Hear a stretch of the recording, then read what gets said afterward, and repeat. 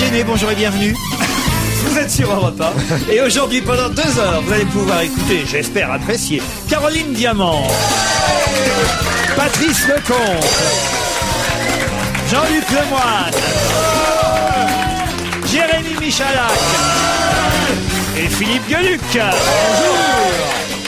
Philippe, vous étiez là hier, vous savez qu'on s'est posé une question et heureusement les auditeurs ont répondu et qu'on avait parlé de ce ministre, je crois, au Congo qui avait été nommé alors qu'il n'existait pas. Et on s'était dit que c'était arrivé ici chez nous en France. De mémoire, je me souvenais que c'était dans un gouvernement socialiste qu'un ministre avait été nommé par erreur parce qu'il était homonyme d'un autre homme politique. Et on m'a bien confirmé, plusieurs mails sont arrivés depuis, que c'est sous le gouvernement Rocard que l'ancien maire d'Angoulême, Jean-Michel Boucheron, a été nommé au lieu d'un autre Jean-Michel Boucheron qui lui en plus n'avait pas eu d'ennui avec la justice alors que le premier en a eu, et c'est quand même bien dommage. Voilà, on me confirme donc qu'effectivement dans son premier gouvernement Rocard, le gouvernement Rocard le premier a duré seulement 1 mois, ça a permis donc d'écarter l'autre, mais en tout cas Jean-Michel Boucheron, maire d'Angoulême, fut ministre des collectivités locales alors que normalement c'est Jean-Michel Boucheron, député d'Ille-et-Vilaine, qui aurait dû être nommé. Vous vous rendez compte un peu, c'est terrible hein. Mais ce qui est formidable, c'est qu'ils l'ont gardé, ils ont fait une erreur et puis ils lui ont pas dit non, c'est pas vous, c'est l'autre. C'est quand même formidable, non? Autrement, dans les mails, j'avais aussi quelque chose qui est quand même assez intéressant et qui va vous plaire, cher Jean-Luc Lemoyne. On me signale, c'est David, que le Paris Saint-Germain... Ça commence mal déjà. Oh ben non, écoutez, ce soir il joue en Coupe d'Europe, c'est le dernier club français qualifié en Coupe d'Europe. On peut applaudir le Paris Saint-Germain. Ah, exactement. Et n'oubliez pas que c'est quand même bien d'être en 8e de finale pour un club de L2. Franchement, il joue contre les Portugais ce soir. C'est pour ça qu'il s'entraîne au camp des loges. Alors, non, mais là, alors je vais vous dire, ce qu'on m'envoie est très intéressant parce qu'on me dit qu'il y a eu un recrutement.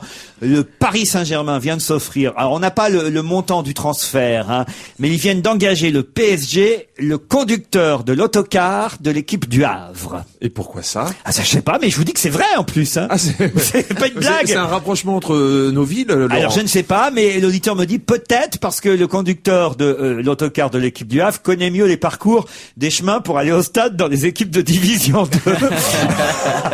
C'est pas faux en même temps. C'est pas les mêmes adresses. Peut-être aussi que c'est un conducteur kamikaze qui va foutre l'équipe du PSG dans le ravin. Oh, il y va tout seul. Ils y sont déjà. Il va tout seul.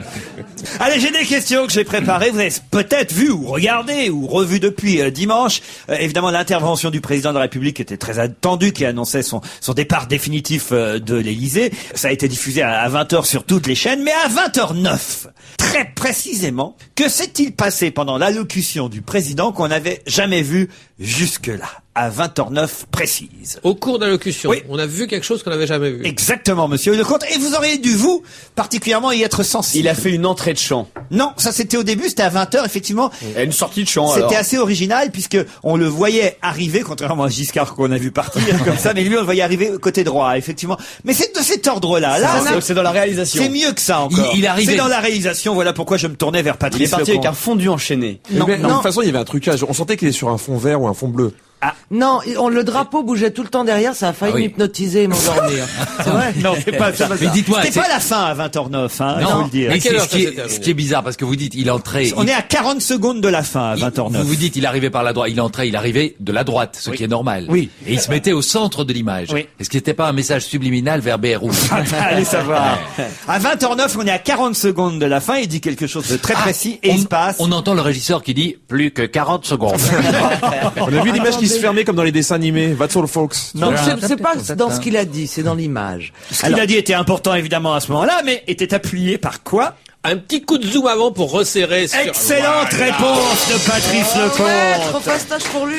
Jamais, effectivement, il y avait eu de zoom pendant une allocution du président Chirac. À chaque fois, voilà, il est pris. Ça ne bouge pas, quoi, la caméra. Là, pour la première fois, la caméra bougeait. Et au moment où, effectivement, le président de la République a dit « C'est avec beaucoup d'émotion que je m'adresse à vous ce soir », paf! La caméra s'est resserrée sur son visage. Alors qu'il faisait ses adieux, ça aurait dû être un zoom arrière, en fait. Non mais c'est Au plus efficace. revoir. Vous qui savez ça, alors c'est Oui. plus efficace, le sentiment passe mieux, évidemment. Ah bah, beaucoup mieux. Ils ont un peu exagéré. On a vu les amygdales de Chirac à la fin. Et ils auraient pu mettre une petite musique. aussi, Restons un avec petit le peu de- président Chirac. C'était une bonne réponse en tout cas. Je sais pas si j'ai dit de qui, mais bon. Si, de Patrice Lecomte, il y a même Patrice Lecomte et Jean-Luc Lemoyne. Restons avec le président Chirac, puisqu'il ne reste pas avec nous. Voilà, et le président Chirac a récompensé et décoré Vincent Lopez il y a quelques années. Pourquoi? Pour ses opérettes, bien sûr. Non. Parce qu'il s'est trompé. Il a confondu avec Vincent Pérez. Excellente réponse de Jean-Luc Lemoyne. Mais non, c'est quoi C'est Vincent Pérez qu'il raconte aujourd'hui dans le Parisien, parce qu'il est en tournage d'une nouvelle série. Il va faire un nouveau flic, genre Jack Bauer, Vincent Pérez, Pour pour la notation d'une série américaine. voilà, pour TF1. Et il raconte, il fait rire ses petits camarades de jeu, parce qu'il raconte qu'effectivement, il a été récompensé par Jacques Chirac une fois à la mairie de Paris. Et Jacques Chirac l'a appelé Vincent Lopez pendant toute la cérémonie. Ah, pendant toute la cérémonie. C'est quand même rigolo, non? Vincent Lopez. Il y a des cheveux qui ont repoussé, tiens, chez Vincent Lopez pour TF1 quand même. Ah hein. bah sur TF1 ça repousse. Ah oui. Parce qu'il me semblait quand même me souvenir qu'il était un poil dégarni ces derniers temps. Et là, Non, il d'un a seul toujours coup- eu les tempes dégagées, mais non, il laisse juste rabattu vers l'avant. c'est tout. Regardez Lopez, regardez PPDA. Vous allez voir l'année prochaine Harry Roselma qui va être comme Jimi Hendrix. Qu'est-ce qui me permet de vous dire aujourd'hui que celui de Hollande est finalement moins lourd? Est-ce que vous parlez de l'homme politique ou du fromage? On parle. Le pays du fromage, on peut dire On le pays parle du pas de fromage. l'homme politique en tout cas. On parle du fromage. On parle pas du fromage non plus. Répétez votre Répétez la question question. avec Celui précision. du fromage. Qu'est-ce qui me permet de dire que celui de Hollande est finalement moins lourd? Est-ce que ça a un rapport avec la nourriture? Non. Est-ce que c'est le shit de Hollande? Non. Est-ce que c'est, quand vous parlez de lourdeur, est-ce que c'est une lourdeur Regardez comme intellectuelle? comme elle est intéressée. S'agit-il de l'humour? L'humour de Hollande Oui. est moins lourd que l'humour d'Allemagne. Non, par monsieur. exemple. C'est pas quelque chose qui se pèse? Vous dites moins lourd, mais c'est une image? C'est ça C'est qui- quelque chose qui se pèse. Ah oui. bon, d'accord. Eh, c'est bien ma question. Hein. Ouais, donc on sent qu'elle est tordue. Les réponses On sont vous moins garantit bien, pas mais- que la réponse sera bien non plus, mais Ah, si, vous allez voir. Des diamants? Non, pas des diamants, Caroline, du même nom. Il n'y aura même pas de tout à toi. Est-ce que les Hollandais l'utilisent chaque jour? Oui, beaucoup en tout cas. Beaucoup de Hollandais. Plutôt Le les vélo. hommes ou plutôt les... Alors, Le vélo. Les vélos à 11 € les 2h30 Qui valent sont mis à 22 disposition kilos. du public dans Paris et que ceux qui l'ont testé trouvent un petit peu lourd. excellente Bonne réponse de réponse Caroline Diamant. de Philippe Gueluc et Caroline Diamant. Le vélo des Parisiens. Ça y est, il est en photo dans tous les journaux aujourd'hui. Le fameux vélo qu'on pourra louer. 11 € pour 2h30. 14 100 bicyclettes dans les rues à partir de la mi-juillet. Il est pas mal, je veux dire, esthétiquement. Mais il y a un petit problème quand même. Enfin, en tout cas, c'est ce que disent les spécialistes. Le poids du vélo, 22,4 kg. Alors que par exemple, les vélos hollandais, il faut le savoir, pèsent entre 17 et 18 kilos. Alors le Parisien a interrogé un vendeur du magasin Decathlon de la place de la Madeleine et il dit, bah oui, effectivement, pour monter les côtes, va falloir s'accrocher. Je souhaite bien du courage à ceux qui habitent Montmartre. Il est lourd, mais quand même, il reste assez maniable, paraît-il. Je pense que c'est aussi pour éviter les vols qu'on a mis Voilà. un peu plus lourds que non. Et puis pour de les toute façon, démonter, quand on- peut-être pas pour les démonter, prendre des pièces détachées. Non, mais c'est- c'est parce c'est- qu'ils ont fait plus lourd, ça veut dire plus solide et voilà. C'est si c'est on- vrai que c'est moi qui dis ça, mais 4 kilos de différence, c'est pas énorme. Non, Mais mais Il est assez joli. Il est assez joli. Je sais pas comment vous le trouvez pas. Ah Ouais, oui. c'est quand vous dites que c'est pour éviter les vols, c'est-à-dire que quand vous volez un vélo, vous le portez, vous roulez pas avec. Bah, bizarre. Quand il est enchaîné. Oui, c'est vrai. Vous avez raison, studio. non, il est design. Il est design. Pourquoi Dick Caffaré a un peu les boules aujourd'hui? Parce qu'on a mal prononcé son nom. Non. Non, alors faut que vous. C'est une anglaise, Dick Caffaré. Elle a un peu les boules. Non, mais quelle est la partie prénom et quelle est la partie Oui, nom dans Di votre cas? est le prénom. D-E et Caffaré est son nom de famille. Est-ce Elle que a un c'est peu une les boules. artiste? Ce n'est pas une artiste. Pourquoi elle a les boules, c'est ça? Ouais. Est-ce que le mot avec les boules? Elle participe à un tournoi de pétanque? Non, non, non. Est-ce non, que non. ça a un rapport avec le fait qu'elle soit anglaise, le fait qu'elle ait les boules? Non. Elle s'est fait greffer des testicules. Non. Moi j'aurais bien aimé, elle se fait graisser les testicules. Non, non, pas l'autre.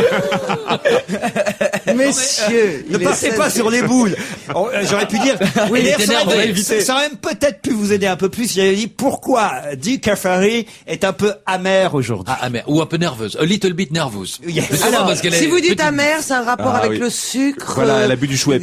Elle a. Non. Elle est amère, Laurent? Oui, oui, oui. Alors on la salue. Elle nous écoute au Elle Havre. est amère, c'est un rapport avec Maud Fontenoy. Oui. C'est un rapport avec la traversée de l'Atlantique. Oui. Ah, c'est elle qui et détient le elle record. détient le vrai record homologué et on parle jamais d'elle. Ça doit être un truc comme ça. Excellente réponse de Caroline Diamant.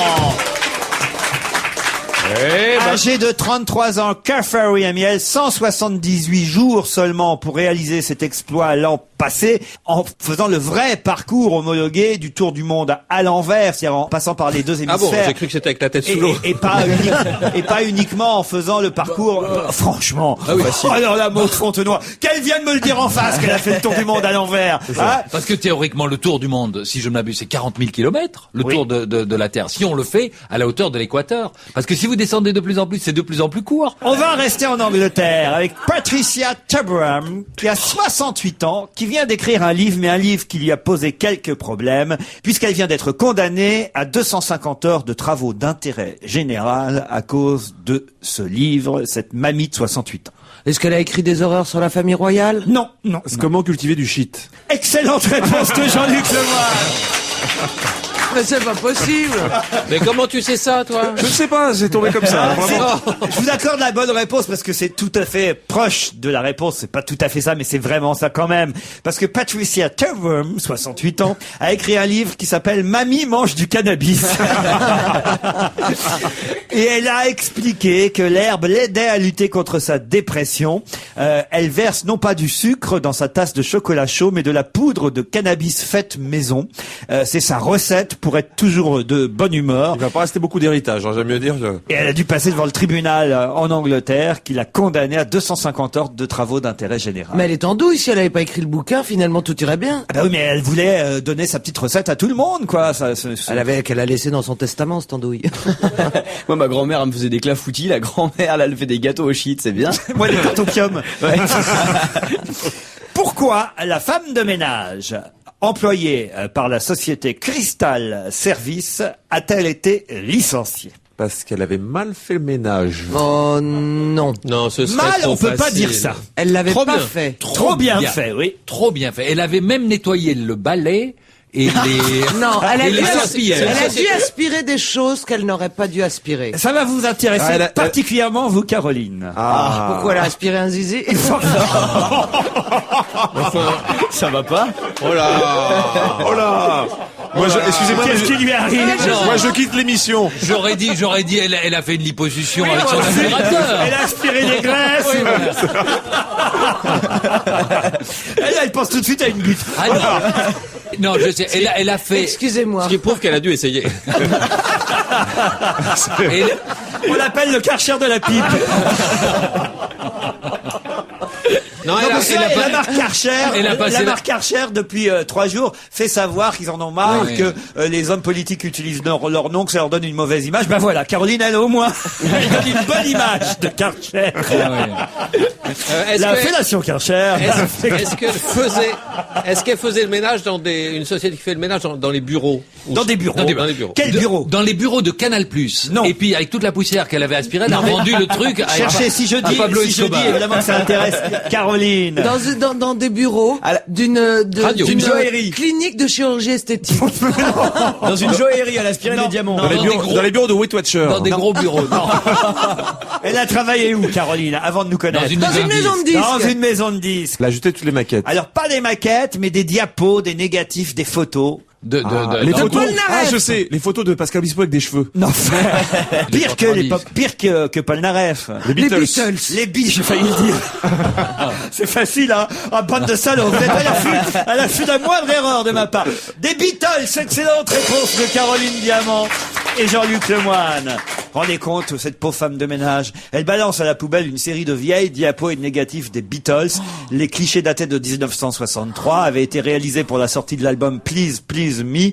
Et début mars, Imaï et Apple Si c'est écrit Corps- please dessus, c'est normal pour la femme de ménage.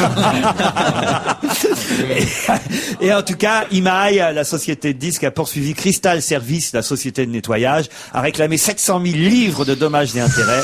Et la femme de ménage, évidemment, hélas, pour elle, a été licenciée. C'est terrible. Bonne réponse, Jean-Luc et Caroline, quand même. Louis de Cazenave et Lazare Ponticelli sont en photo dans Paris Match cette semaine. Pourquoi? C'est des vieux noms, ça. Donc, est-ce qu'ils sont décédés, ces gens-là? Non, ils sont vivants, Louis de Cazenave et Lazare Ponticelli. Enfin, ils vivent pas dans les cités, en tout cas. Est-ce qu'ils sont connus sous À un quoi vous autre... voyez ça? Je ne sais pas, je ne sais pas. Attendez, Louis Allez, Cazenave préjugés. et Louis de Cazenave. De Cazenave. Et Lazare Ponticelli. LCLP. Est-ce qu'ils sont connus sous un autre nom? Est-ce qu'ils ont une marque? Non. Ils ont inventé quelque chose? Non, monsieur. Ils ont réalisé un exploit? Non, tous les un jours exploit. Un exploit. Ils ont des noms Est-ce qu'ils sont très d'architectes. âgés? Ils sont très âgés. Et c'est ça l'exploit? Non. Donc ce sont les premiers à avoir fait quelque chose. Non. Mais, Mais c'est pas les derniers non plus. ce serait plutôt les derniers. Les derniers en date. Le dernier. C'est les derniers poilus. hommes en France. Les deux derniers poilus. Poilus. Excellente réponse de Patrice Lecomte. Il y avait du beau monde chez les poilus. Ils ont 109 ans chacun et c'est que le troisième qui restait est décédé il y a peu de temps et voilà, on a en photo chacun sur une page les deux derniers poilus français, Lazare Ponticelli et Louis de Cazenave, les deux derniers rescapés de la guerre 14-18. Lorsque le dernier, le troisième là est décédé il y a pas si longtemps, les Allemands se sont dit allez, on en a encore eu un.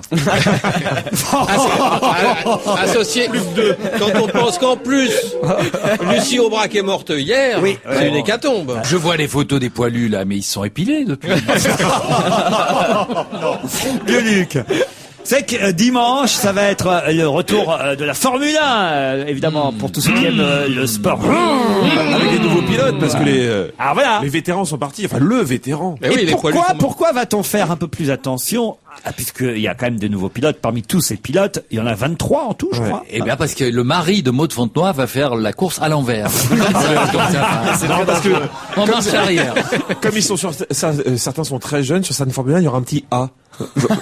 Alors, vous avez répondu à ma question. J'allais vous demander quelle est la particularité de Nico Rosberg. Ah, mais C'est sa première course. Non, il a pas C'est son le plus jeune, permis. c'est le plus jeune. il a 21 ou 22 Voilà, ans. c'est le plus jeune, 21 ans, Nico Rosberg. Il a même pas son permis. C'est le plus jeune. Excellente réponse de Jean-Luc Lemoyne. Qu'est-ce que je vous dis voilà. Avant la question, c'est pas fort ça. Ce qui serait marrant, c'est qu'il fasse ça en conduite accompagnée. Mardi dernier, on a pu voir des images de Navarro cassant le nez de quelqu'un. De qui? Navarro voulait dire Roger Hanin. Non, s'il pose évidemment. une question comme Ah, ça, oui. c'est que c'est quelqu'un d'autre. Ah, c'est un boxeur Navarro alors. Non. Ah, c'est un Non, c'est un homme footballeur. politique. Non. C'est un footballeur. Ah, je sais. Oui. C'est David Navarro, le joueur de Valence, qui a cassé le nez de Burdisso de l'Inter de Milan. Excellente réponse de Jean-Luc Lemoyne. Oh là là, mais faut pas avoir de vie privée pour Et il a répondre pris à 7 cette mois. Il vaut mieux casser le nez de Burdisso que casser les burnes de Nédisso. En tout cas, l'Espagnol a été suspendu. 7 mois. 7 Par les mois. couilles. 7 mois de suspension. Parce qu'il faut dire quand même que Navarro était sur le banc de touche, il est arrivé sur le terrain, il a pété le nez et il est reparti. Hier, il y avait beaucoup de monde autour de Marie-Simone Caponi. Pourquoi? Elle a fait un exploit. En quelque sorte, peu. c'est un exploit. Elle a mis au monde des sextuplés. Non. Elle a pas un nom à avoir au monde des sextuplés. Ça, alors là, ça serait un véritable exploit. Bon, alors, Elle est vieille, elle est vieille. 92 Très âgée. C'est une dame très âgée. Oui, alors, C'est C'est la doyenne de mère du l'humanité. pape. c'est La doyenne de l'humanité. pas de l'humanité. De France. C'est la doyenne d'Europe. C'est la doyenne qui hier a fêté son anniversaire, la doyenne française, la canoise. On a déjà entendu parler de Ah oui. son nom puisque c'est notre nouvelle doyenne. Elle a fêté hier ses 113 ans, Marie-Simone Caponi. On aura peut-être d'ailleurs tout à l'heure un de ses neveux au téléphone qui nous Oui, dira qui a quand- 87 ans. Elle a 35 neveux, Marie-Simone Caponi, qui habite Cannes. C'était son 113e anniversaire. Excellente réponse encore de Jean-Luc Et Lemoyne. vous vous rendez compte, si elle n'avait pas été feignante, elle aurait pu être la dernière poilue.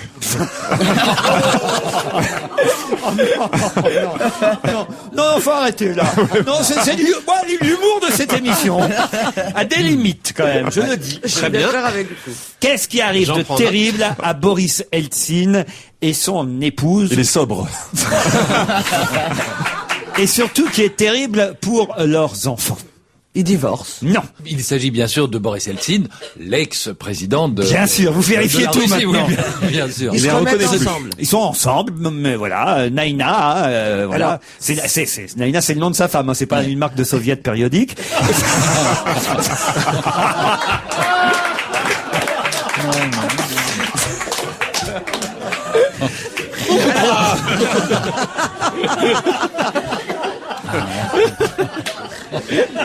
des tiroirs qui me reviennent comme ça. J'ai dû écrire 500 blagues pendant 10 ans sur Boris Eltsine au moment où il était au pouvoir. Il y en a qui me reviennent de temps en temps. Alors donc, reposez la question parce que là on a été disturbés. Ces enfants vont être contrariés. Leurs enfants vont être contrariés. Eux, déjà, ils sont contrariés. Il a beaucoup maigri. Hein. Il y a une photo de lui dans Le Point, là, Boris Eltsine. Il a vachement maigri. Il est à côté de son épouse Naïna, donc. Et Naïna et Boris, là, ils sont vraiment dans la merde, autant vous le dire. Parce que là, alors là, quelle histoire. Quoi, ils ont plus de logement, ils ont plus... Alors, ils ont toujours leur logement. ils ont plus de logement meubles. de fonction. Non. Ils ont plus de meubles. Ils ont une belle datcha, pour tout vous dire. Elle a brûlé. Avec 4 hectares autour. Non. Elle n'a pas brûlé. Elle n'a pas brûlé. Est-ce qu'il y a eu un accident sur la... Non, pas du tout. Non. Il y a un TGV qui passe à côté. Non. Ils sont pourquoi obligés les d'accepter des colocataires. Non. On a trouvé du pétrole en dessous de leur terrain. Non. Les enfants vont se... Non, c'est les parents qui font quelque chose qui va contrarier les enfants. Ils vont déménager. Non. Il y a une frontière qui va Non, c'est une belle propriété située dans la banlieue chic de Moscou. Nous dit Ils vont Le pas en Point. hériter. Les enfants Bah non, ils vont pas en hériter, ça c'est vrai. Mais alors pourquoi Eh ben parce qu'ils ont légué au Parti communiste. Pas du tout. Non, puisque je vous dis que les parents sont aussi tristes que les enfants. Parce que c'est une propriété de l'État que va réquisitionner l'État. Non, Boris Eltsine est inscrit au cadastre comme étant le propriétaire de... Mais c'est faux. Alors c'est pas faux, c'est vrai, mais... Alors ça veut dire que le nom a été mal orthographié ou une connerie du genre. Non, c'est pire que ça, et à la limite ça nous étonne à moitié de Boris Eltsine. Il a pas signé. Il l'a mis au nom de sa femme. Non, ou- c'est mieux que ça encore. C'est lui, il a signé, il a pas réussi à faire sa signature, il était Non, tellement bourré. Il l'a mis au nom de ses enfants et c'était pas légal. Non, Il a ça- signé d'un autre nom parce les qu'il était papiers bourré. ont bien été, il y a bien le bon nom, ça a été signé, tout est... C'est la date. Non, Non, mais il a signé Vladimir Poutine. Non, c'est la somme allouée. Il s'est non, trompé non, dans la Non, somme il a allouée. pas signé, il a signé à l'encre tout sympathique. était parfait dans Il les a perdu papiers. les papiers. Oui, voilà. Excellente réponse de Jean-Luc Lemoyne. Boris et Naïna Eltsine ne retrouvent pas les documents prouvant qu'ils sont propriétaires de la datcha. Et c'est obligatoire pour pouvoir transmettre à ses enfants la propriété. Il faut prouver qu'on est propriétaire de la maison. Et ils ont perdu, ils savent pas où ils ont fourré les papiers de la datcha. Vous vous rendez compte? Un jour, il a dû, je sais pas. Il a allumé le feu. Il a allumé le feu, il a foutu les papiers, t'es bourré, je sais pas. Excellente réponse encore de Jean-Luc. Quelle perspicacité, ce Jean-Luc se balade. Ségolène Royal, Nicolas Sarkozy, Dominique Voynet, Marie-Georges Buffet ont tous accordé une interview à Route Nouvelle. Mais quel est ce magazine? Quel est ce magazine? Mais il s'agit bien de Nicolas Sarkozy, le candidat de l'UMP, et Ségolène Royal. Ce ne sont pas des animaux du salon de l'agriculture qu'on a baptisé comme ça. D'accord. Et est-ce que Route Nouvelle, c'est une femme qui s'appelle Route Nouvelle? C'est pas Non plus. Route El Krief. Docteur Route. C'est la fille de Route El Elle a Krief. changé de chaîne, elle est sur BFM TV maintenant. Eh ben, c'est donc, Route Nouvelle. Ils ont C'est la accordé Route une Nouvelle. interview à Route Nouvelle. Ah, Bonne Route réponse Nouvelle. de Patrice Le C'est la sœur de l'architecte, non? Mais pour une fois, c'était pas aussi tordu que ça. Alors, est-ce que c'est un gratuit qui est distribué sur les autoroutes? Alors, je sais pas si c'est Oui. payant ou si c'est Si, c'est un gratuit distribué sur les autoroutes et les mecs sont sur le bord et si tu passes à du 130, tu dois passer par la fenêtre pour prendre le journal à toute vitesse. C'est vrai que c'est con ce que vous dites. Mais attendez, ce qui est con, bande d'andouilles, péage, vous on vous peut arrêtez distribuer pas au au péage. péage, vous? Non, jamais. Non. Tu passes à Ah, tu 130? payes, toi. Ah, tu payes. Ah, c'est toi. Non, mais alors, ça n'a rien à voir avec les autoroutes. Même, on est loin des autoroutes. Alors, C'est, Route Nouvelle. est-ce que ça a un rapport avec le TGV Est? Paris-Est? Paris-Est TGV, non plus. Ça a un rapport avec la route. Non, c'est un nouveau moyen de communication. Est-ce que c'est route dans le sens voie, une nouvelle voie, ou démocratique? Oui, bien sûr, mais oui, bien sûr que ça a un rapport avec la route, entre autres, on va dire. Bah, c'est pas le magazine des routiers, c'est pas le magazine Non. professionnel des routiers. Non, Route Ah oui, c'est Nouvelle. des posters de Ségolène Royal pour mettre dans la Qu'est-ce cabine. qu'on cherche déjà? Je me rappelle plus quelle est la question. On part de loin quand même avec elle. C'est vrai, on l'a posé il y a plus d'une minute. Mais non, Et mais pourtant, elle a pas fait le tour du bocal. je me rappelle plus ce qu'on cherche, je te jure. Ségolène Royal, quand même, c'est pas rien. Sarkozy, c'est pas rien. Dominique Voynet, Marie-Georges Buffet ont tous accordé une interview à Route Nouvelle. C'est que pour On cherche à savoir pourquoi Route Nouvelle est un journal aussi à important. cause de la personnalité du journaliste qui les a interviewés. Non. Non, Pour c'est- rassembler les Français, il est important de s'adresser à tout le monde. Alors, et est-ce que c'est un journal qui représente un parti? non, pas un Est-ce Est-ce que c'est un journal qui roule à gauche ou à droite? Je peux pas vous dire si C'est un journal à droite ou à rural. gauche. Alors rural, non. Plutôt tourné vers le 3e âge. Non, pas vraiment, non. Destiné à une plutôt certaine pas, catégorie. ben, plutôt pas. Plutôt pas. Certaines catégories de lecteurs. C'est les enseignants. Non, une certaine catégorie de lecteurs. Bravo, oui, Patrice, évidemment. Mais lesquels? Lesquels? Peut-être parmi vous, il y a quelqu'un qui a fait partie à un moment donné de la cible de cette revue. Ah, c'est les chauves. Non. Les scouts. Les scouts, ouais. Alors, les scouts, oui. Et les Jeannettes. Vous avez dit les scouts. Je vais vous accorder la bonne réponse. Les éclaireurs de France. Excellente réponse de Patrice Lecomte. Alors là, faudrait qu'il m'explique pourquoi tous ces candidats ont accordé une interview à Route Nouvelle, le magazine des éclaireurs et des éclaireuses de France. Ah oui, ils C'est votent nombreux? Pour leurs parents. Ils votent pas, mais ils éclairent. Qui a été éclaireur ou éclaireuse autour de cette table? Personne n'a été scout? Non. Non, j'ai jamais eu de culotte courte. Et Gueuluc, il a non plus. Non plus. Tu peux pas J'étais faire pas à la fois de la BD et de la BA. Non, j'étais. Ah, joli.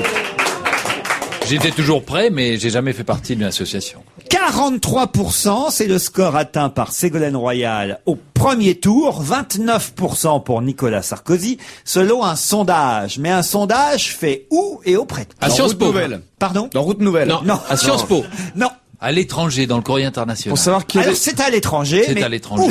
Qui vote à 43% au premier tour pour Ségolène Royal Les expatriés. et 29% Bah, ça, pour c'est Nicolas sûr. Sarkozy? Les C'est pas les Espagnols. étrangers. Mais non, mais Les si, Antillais. Ah si, attendez, qu'est-ce que vous dites là? Les expatriés. Non, de pas les France. expatriés, ce ne sont pas des Français, justement. On demande à des étrangers si vous deviez voter pour... Voilà. Ah, d'accord. c'est pas des gens qui vont voter. Européen, le pays. Oui. Espagne, Italie, Angleterre, Allemagne, Danemark. Attends. Pologne. Vous avez le droit qu'à une réponse. Hongrie, Tchétchénie, eh. Lettonie. Hollande. Attends, c'est la question super banco. T'as droit qu'à une réponse. Hein. Quand même, il vous en reste plus beaucoup, là. Non. Suède, Danemark, Franchement, j'ai honte pour vous. Estonie. En Angleterre. Philippe. Belgique. La Belgique, enfin. Excellente réponse. C'est pas Eh ben, vous voyez. Voilà encore un truc négatif pour Ségolène Royal. Les Belges votent à 43% pour elle. Au premier tour. Eh Et ben, seulement c'est 29% pas pour plus. Nicolas Sarkozy. C'est pas plus mal. En Belgique, on vote pas à 20% pour Vous l'extrême n'avez droite. pas vu ce sondage publié Non, hier? mais c'est non, parce que j'étais les ici. Belges sont trompés. C'est parce que ça s'appelle Royal. La famille royale.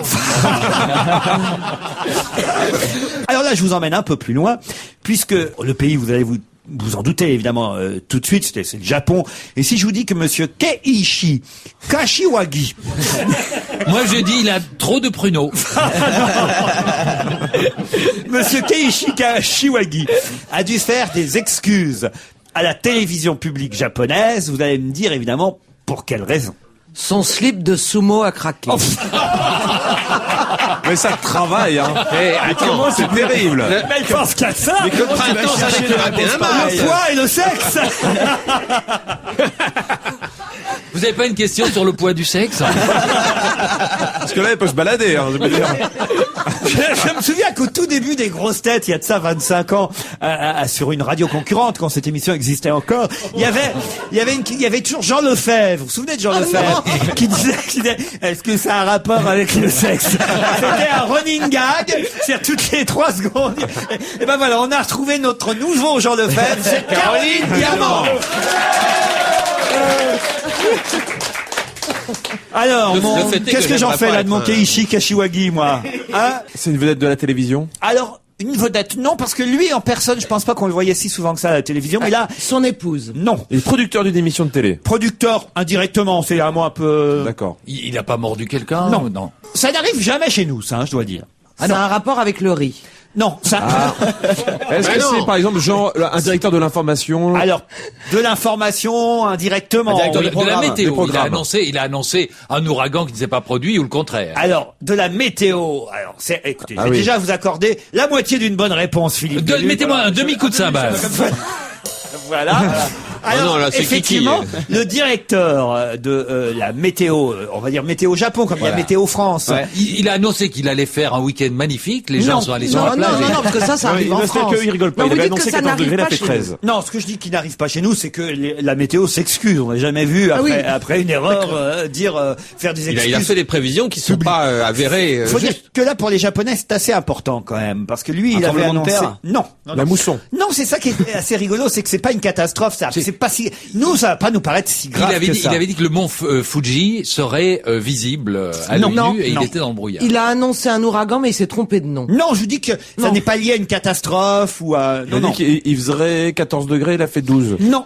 Ah oui. Alors peut-être qu'il y a eu une fête importante et qu'il a annoncé qu'il ferait beau et il a plu. Je peux vous dire que ce jour-là, normalement, c'est un jour férié. C'est-à-dire que le jour où ça tombe, c'est férié au Japon. Et voilà. Donc c'est un anniversaire important. Non. La commémoration. Non, la météo n'a rien à voir avec un... Ah, c'est l'éphéméride. C'est l'heure de coucher du soleil. Et au pays du soleil levant, ça compte. Ouais. C'est lié évidemment à la météo, mais ce jour-là, quand ça arrive, c'est férié, paraît-il, au Japon. Et ils ont annoncé évidemment une mauvaise date, quoi. Il a fait une boulette. Il a dit qu'il allait faire beau en Bretagne. Non. Ah bon? Non, il a dit que... il avait dit... Il serait beau sur la Tour Eiffel. il avait dit pas au Japon, c'est hyper grave. Parce que, tu sais, ils arrivent avec leurs appareils photo, s'ils mettent pas de flash, c'est emmerdant. Il avait dit pas cotisant. Alors, pas cotisant, mais il n'avait pas dit Noël au balcon. Quand vous avez des images du Japon, de l'Asie, de la Chine, même on voit les arbres en fleurs. Excellente réponse de Patrice Lecomte. Il avait annoncé les arbres en fleurs. Il avait annoncé les cerisiers en fleurs. C'est un rituel printanier célébré chaque année par des millions de Japonais qui marque le lancement de la saison du Hanami, ce qui veut dire regarder les fleurs. On a tous besoin d'un ami. C'est un événement national au Japon. Pendant environ une semaine, les Japonais se rendent dans les parcs publics sous les cerisiers lorsque les cerisiers entrent en floraison. Or, l'agence Météo Japon avait annoncé que le jour férié tomberait le 18 mars. Et puis, ils ont dû reconnaître s'être trompés de 3 jours à cause d'un problème informatique. Et le patron de Météo Japon a fait des excuses sur la chaîne de télévision publique en direct. Excellente réponse de Patrice Lecomte, aidé par Philippe Gueluc.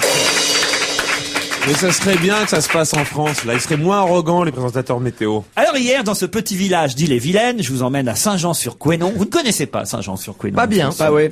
Non, ce serait être malhonnête que de dire. Non, mais je connais bien cette petite rivière, le Couesnon. Et il y a eu un tirage formidable à Saint-Jean-sur-Couesnon qui a ravi quelqu'un. Qui a été la gagnante de ce tirage au sort? Non, attends, doucement. Alors Caroline, on parle pas de sexe. C'est pas une kermesse au boudin non plus. Calme-toi. C'est une loterie. Alors il y a eu une oui, évidemment. Ah oui, un tirage. Un tirage au sort, c'est une loterie. Tu veux que ce soit du sexe? Non, ça peut être du curling. Alors en tout cas, il y a eu une gagnante à ce tirage au sort hier à Saint-Jean-sur-Couesnon. Je vous demande le nom de la gagnante. Il y a un émir. Ah, le nom? Le nom de la gagnante. Pourquoi c'est quelqu'un de connu qui habite? Oui, si je vous demande le nom. Mais non, ça pourrait être un homonyme de quelqu'un de connu. Non, c'est la vraie personne. Répétez le nom de la région. Saint-Jean-sur-Couesnon. Et ce serait où? Dans quel numéro? Dans l'Ille-et-Vilaine, je vous ai dit. Est-ce que c'est quelqu'un qui est connu pour aller en Bretagne? Non, pas particulièrement. C'est rapport à une élection? Oui, bien sûr. C'est Chantal Goya. Qui a été élu Chantal Goya s'est fait tirer en Ille-et-Vilaine. par un lapin. Elle avait un nom de C'était quelqu'un qui était de passage. Donc. Non plus. Non. Ah bon? C'est un petit peu politique. C'est quelqu'un qui réside. C'est même très politique. C'est Ségolène Royal. Alors, Oui. Non, Marie-Georges Buffet, arrête la guiller. Simone Veil. Bon, faut peut-être. Alors attendez. Parmi tous les noms là que vous venez de dire, il y a effectivement une bonne réponse. Mais il faut me dire pourquoi, évidemment. Oui, c'est à l'occasion de la journée de la femme. Non. Pas du tout, c'est parce que... Alors, tu as dit qu'elle la gagnante est Marie-Georges Buffet. Non, Arlette Laguillier. C'est Arlette Laguillier qui a gagné. Son compagnon vit là-bas. Oui. Et domicilié là-bas. Et alors? Alors Laurent, vous jouez mal parce que c'est pas du tout la bonne piste. Moi, je sens que c'était peut-être un tirage. C'est un sourire qui a trahi. D'habitude, je le fais bien. Ah oui. Et là, je sais pas pourquoi il était mort de rire à l'avance. Ah oui. J'imaginais le compagnon d'Arlette Laguillier à Couesnon machin. Ils ont tiré au sort le parrainage. Alors, allez-y. Ils ont tiré au sort le parrainage pour les 500 signatures. Excellente réponse de Jean-Luc Lemoyne. C'est que Jean-Jacques Ayagon, l'ex-ministre de la Culture UMP, avait utilisé la semaine dernière le même procédé en disant « Je suis maire, je vais effectivement donner ma signature par tirage au sort à un des candidats qui en manque. » Et c'est Olivier Besancenot qui avait gagné le tirage au sort, celui de Jean-Jacques Ayagon. Et bien hier, il y a un maire d'un petit village d'Ille-et-Vilaine, Saint-Jean-sur-Couesnon, qui a dit « Je vais faire la même chose. » Il a dit « Moi aussi, je vais donner ma signature par tirage au sort parmi les 15 candidats. » Et c'est Arlette Laguillier qui en est sortie la gagnante. Voilà, excellente réponse de Jean-Luc Lemoyne. Non, mais chaque fois que c'est Jean-Luc, vous dites 2 fois son nom, il a 2 coups de cymbale à chaque fois. C'est injuste. Mais si ça peut te faire plaisir, on peut t'en mettre plein des coups de cymbale. Hein. 2 coups de sein, 2 coups de balle. Pourquoi reparle-t-on beaucoup en ce moment de Claudie Fritsch-Mentrop? On se demande. C'est la journée des noms de famille, en fait, là. Facile. Ah, parce que c'est le vrai nom d'une vedette. Oui. Voilà, une vedette des années 80. Oh, bravo. Oh bah oui, ça doit être... Voilà, alors ça va être Sabrina. Désirless. Désirless. Excellente réponse de Jean-Luc Lemoyne. Et on écoute Voyage, Voyage. Depuis 16h, vous profitez de Caroline Diamant. Ah oui, on en profite Jean-Luc bien, Lemoyne, Patrice Lecomte, Philippe Gueluc, Jérémy Michalak. Ah, c'est vrai qu'on en profite de Caroline. Surtout Diamant. Caroline. Il y en a un peu plus, je vous le mets quand même, Laurent. Et j'espère que vous avez bien profité de Désirless, Claudie Fritsch Mentrop, effectivement. Bravo Jean-Luc qui avant la pub a trouvé le véritable, enfin, pas la véritable nom, mais la véritable identité de Claudie Fritsch Mentrop, plus connue sous le nom de Désirless. C'est vrai que les vedettes des années 80 reviennent. C'est un beau message d'espoir pour Magali Vaé. Attends 20 ans et c'est bon. Mais parce qu'après les yéyés, voilà maintenant alors c'est bizarre parce que pourquoi pas les années 70? C'est-à-dire qu'on nous a fait les années... Si, Je vais vous dire pourquoi, réentendre. parce que dans les années 70, il y avait de la bonne musique. Ah, Et donc, non, mais ils sont toujours là. Non, Ils sont pas bah oui, partis. elle n'a jamais disparu. Ouais, Non, mais mais surtout, Ce qui serait marrant, c'est qu'on puisse réentendre Colette Mani. Et on a eu Bénichou pendant des années, tu vas pas commencer toi aussi. C'était la tournée des à années chanter. 20. Bon, moi, Il était tout seul en tournée. La tournée des années 20. Avec les deux poilus dans la salle. La tournée s'est interrompue. Et hier. achetant de tête de bois, la tournée qui a été faite avec les années 60 maintenant, ils sont ouverts 70 que j'ai croisé il y a pas longtemps Stone et qui sont en train de tourner et ils font un carton, ils font des palais C'est vrai qu'il y a Rick Azaray aussi, c'est pas C'est du ça. tout une vedette des années 60, c'est une vedette des années 70 aussi. Voilà, donc Stone et Rick Chardin et Azaray. compagnie, là, ils commencent Donc à ils tourner. trichent en fait, hein, ils trichent tous. Ah ouais. Alors c'était pas de la tricherie, là c'était le hasard, le tirage au sort. Je vous en ai parlé tout à l'heure, justement en Ille-et-Vilaine, à Saint-Jean-sur-Couesnon. Et nous avons le maire de ce village, Monsieur Pierre Prodhomme. Bonjour. Bonjour. Ah, bonjour Monsieur le maire. Alors hier, c'était hier ou avant-hier vous avez fait ce tirage au sort? Hier. Hier. Oui. Et alors, ce que je n'ai pas compris dans les informations relayées par la presse, c'est qu'on nous dit que vous avez fait un tirage au sort parmi 15 noms. Mais 15 noms de petits candidats, j'imagine. Ça dépend ce qu'on appelle petit candidat. Je dirais ceux qui étaient à la Nicolas recherche. Sarkozy n'est pas un petit candidat, même s'il est petit. Des candidats qui avaient des difficultés, À évidemment. recueillir leurs 500 signatures. Alors, par exemple, vous pouvez me dire qui étaient les 15 noms parmi lesquels vous avez fait ce tirage au sort? Alors, j'ai Édouard Silas, Nicolas Dupont-Aignan, Rachid Kitnekaz, Christophe Toïc, Yves Bontaz, Olivier Besancenot, Jean-Christophe Parizeau, Mais ils se présentent tous eux. Eh oui, c'était Christian Cotten, Joseph Beauvais, Dominique Voynet, Jean-Marie Le Pen, Arlette Laguillet, Gérard Chivardi, Philippe de Villiers et Jacques Cheminade. Alors pourquoi ces noms-là? Tout simplement, dans cette liste-là, j'en ai 3 ou 4 qui avaient envoyé par courrier une demande. Étant donné que ça avait paru dans la presse semaine dernière, d'autres depuis m'ont faxé, je dirais, leur souhait Leur souhait. d'être parrainé. Voilà, tout simplement. Vous avez fait un tirage au sort. Alors, depuis, on sait qu'Arlette Laguillet apparemment a ses 500 signatures. Est-ce que vous savez si parmi celles-là, il y a déjà la vôtre, ou est-ce que vous allez refaire un tirage au sort puisque elle a annoncé qu'elle les avait? Ah non, mais moi c'est pareil, elle a annoncé qu'elle les avait, et je suis parti du principe de dire officiellement, on sait pas, on saura le 19. Voilà, oui, parce que c'est le 16 au soir, effectivement, à 18h, qu'on doit, à date limitée, Voilà, heure c'est clos. limite, C'est demain. remettre les signatures. Mais après, il faudra évidemment que le Conseil constitutionnel valide tout ça. Et on Voilà. ne saura évidemment que quelques jours plus tard combien exactement de candidats il y aura à la présidentielle. On parle d'une dizaine, il y en aura moins normalement que la dernière fois. On parle de 10 candidats. Qui a été la main innocente? C'est votre main à vous, monsieur le maire, qui a choisi Arlette Bien sûr. Laguillet? C'est vrai? Bien sûr. Votre main est donc innocente, monsieur le maire. Complètement. C'est la main droite ou la main gauche? Vous avez une étiquette, vous, Ou en la tant main. que... en Je tant- suis droitier. Mais votre étiquette politique, c'est plutôt le centre, la droite, la gauche? Plutôt à droite. Mais je vous dirais honnêtement, même en tant qu'élu, ça devient compliqué. Combien il y a d'habitants à Saint-Jean-sur-Couesnon? 1050. 1050 habitants. Eh bien, votre signature ira... Il y a eu une réaction des habitants de Saint-Jean-sur-Couesnon qui se disent, alors notre maire, qui est plutôt de droite, et finalement, il va donner sa signature à Lutte ouvrière. Est-ce qu'il y a eu une réaction dans le village? Il n'y a pas eu encore vraiment de réaction, mais il faut bien savoir que je n'ai donné qu'une signature. Ça pouvait être n'importe qui des 15 candidats. C'est vrai, mais il se trouve que c'est Arlette Laguillet. Voilà. Bah, tant mieux pour les travailleurs et les travailleuses de Saint-Jean-sur-Couesnon. On vous remercie, monsieur le maire.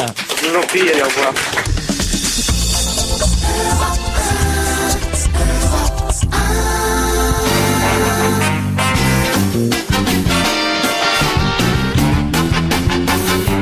On On va se gêner jusqu'à 18h.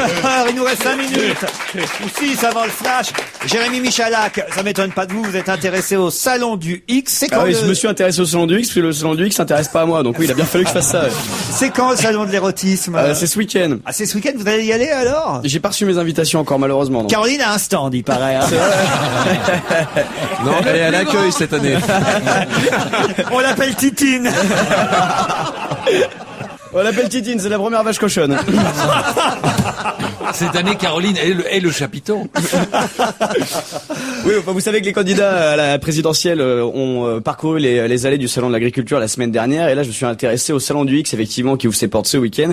Et j'ai eu des informations concernant les candidats qui vont s'y rendre. Ah oui, il y en a un paquet qui vont s'y rendre. Voici le top 5 des candidats qui vont aller au Salon du X ce week-end. Le top 5 des candidats qui vont au Salon du X, puisqu'il faut qu'ils passent partout, même par les éclaireurs et les éclaireuses de France.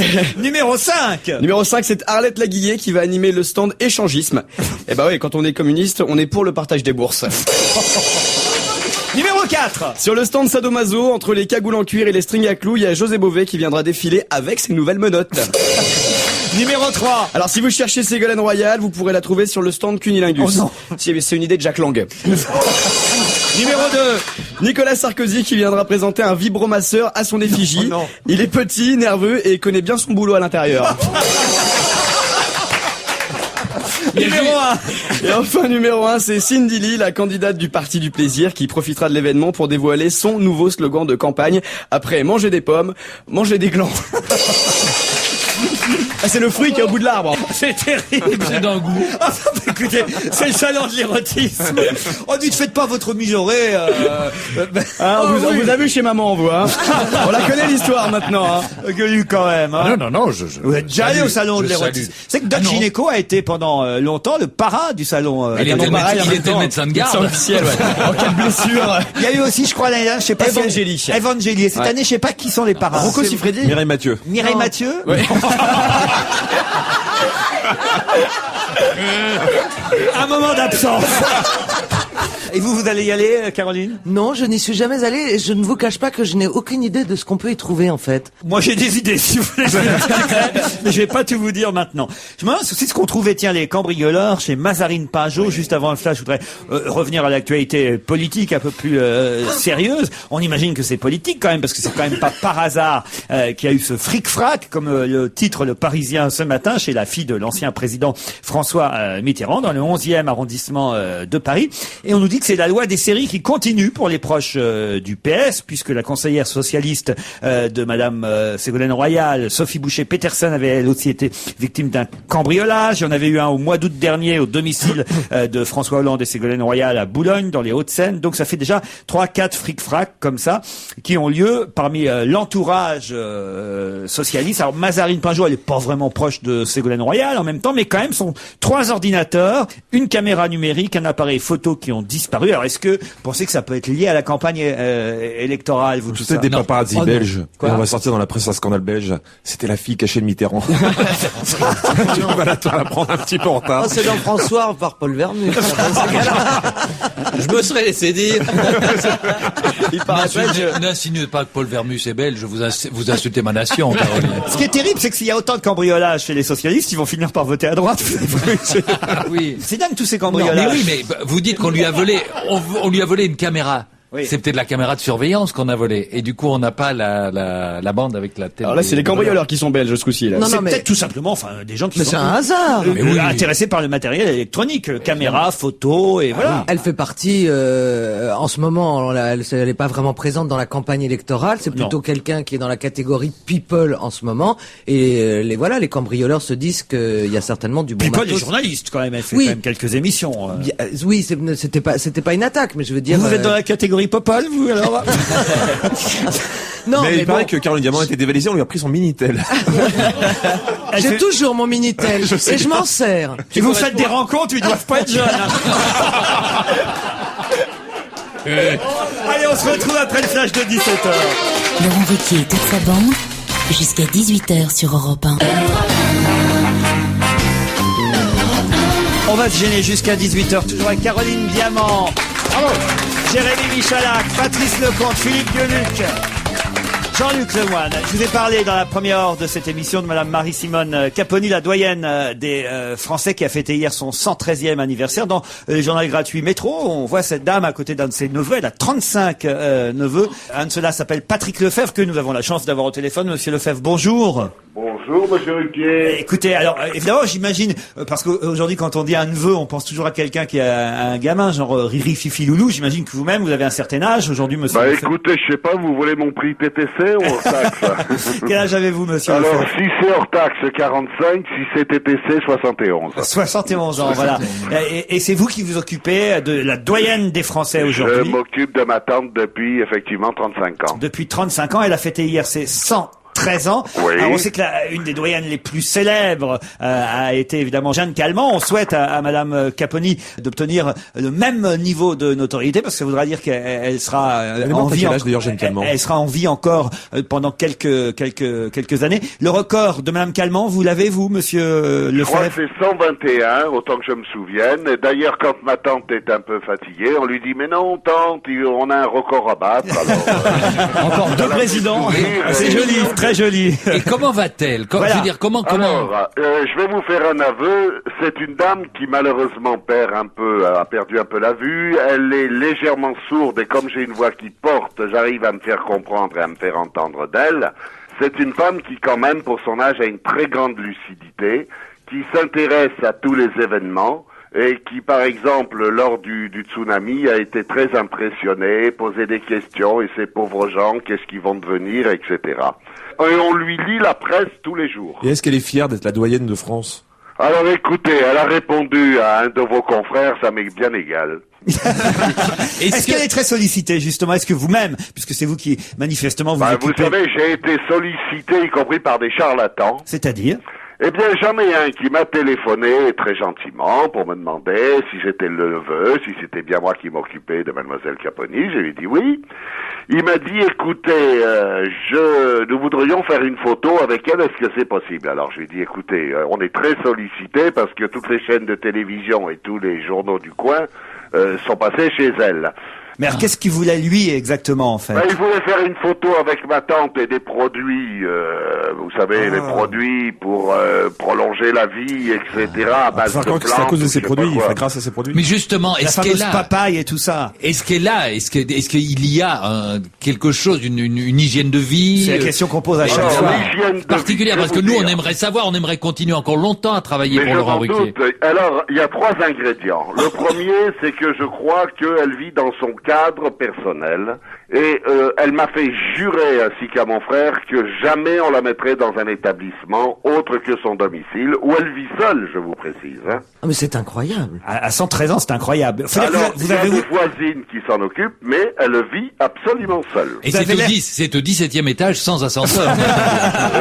Non, c'est au rez-de-chaussée quand même.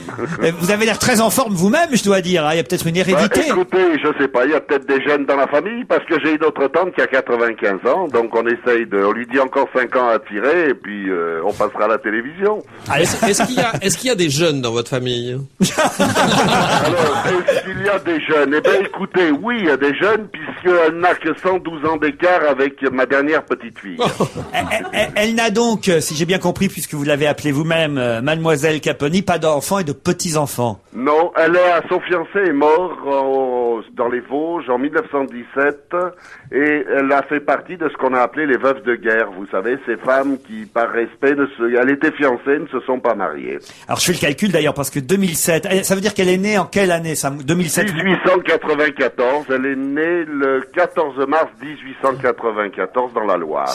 C'est hallucinant, ça fait 90 ans qu'elle est veuve. Alors je vais vous donner un petit détail qui est assez marrant. Elle a travaillé 30 ans et ça fait 52 ans qu'elle est à la retraite.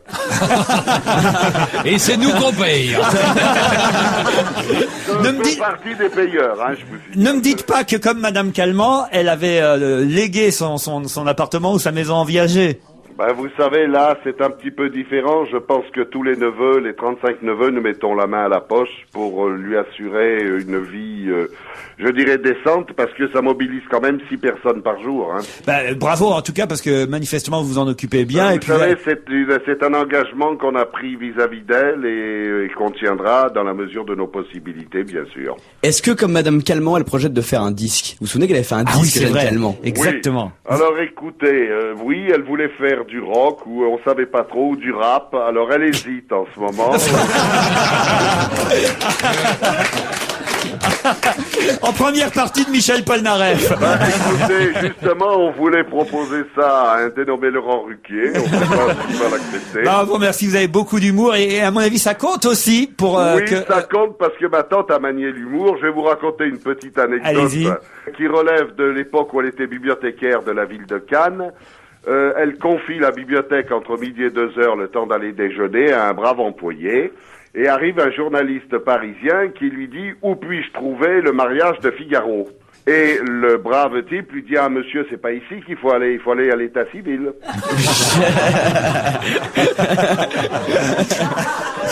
On vous applaudit, merci monsieur Lefebvre. Et vous embrasserez pour nous Madame Caponi, la doyenne des Français. Mademoiselle Caponi, pardon.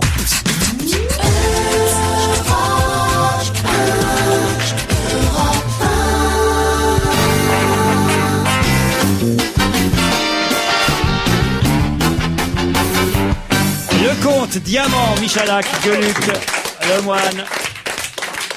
Déjà, je trouve que je reviens un instant sur le neveu de la doyenne, il a la pêche et la forme quand même. 71 ans, c'est jeune maintenant. Regardez Bénichou, il est encore bien aussi.